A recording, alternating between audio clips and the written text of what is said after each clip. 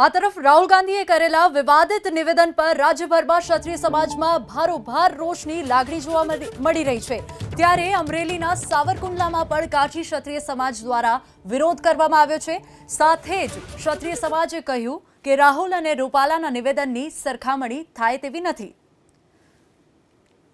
ત્યારે એક સવાલ એવો ઊભો થાય છે કે આ નિવેદન અને રાજકોટ લોકસભા સીટના ઉમેદવાર ભાજપના એમના દ્વારા જે નિવેદન આપવામાં આવ્યું તો મારા અંગત મંતવ્ય પ્રમાણે આ બંને નિવેદનની સરખામણી થઈ શકે નહીં।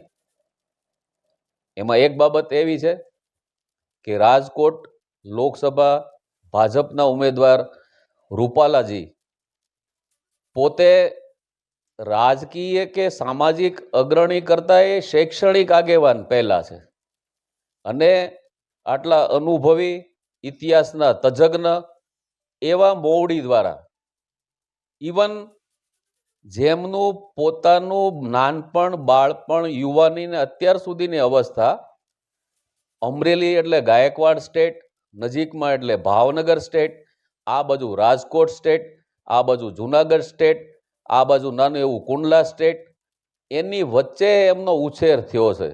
ત્યારે એમના દ્વારા બોલાયેલો શબ્દ એ વધારે ચોટદાર લાગે, કારણ કે એ આપણા વિસ્તારમાંથી આવે છે, એ આપણા વિસ્તારના છે અને આ ક્ષત્રિયોની વચ્ચે નાના મોટા થયેલા છે ત્યારે અને ઇતિહાસના તજજ્ઞ છે, ત્યારે એમના દ્વારા જે શબ્દો એ પણ અસ્મિતાને લઈને છે, ક્ષત્રિયાણીની અસ્મિતાને, રાજપૂતાણીઓની અસ્મિતા લઈને બોલવામાં આવ્યા છે।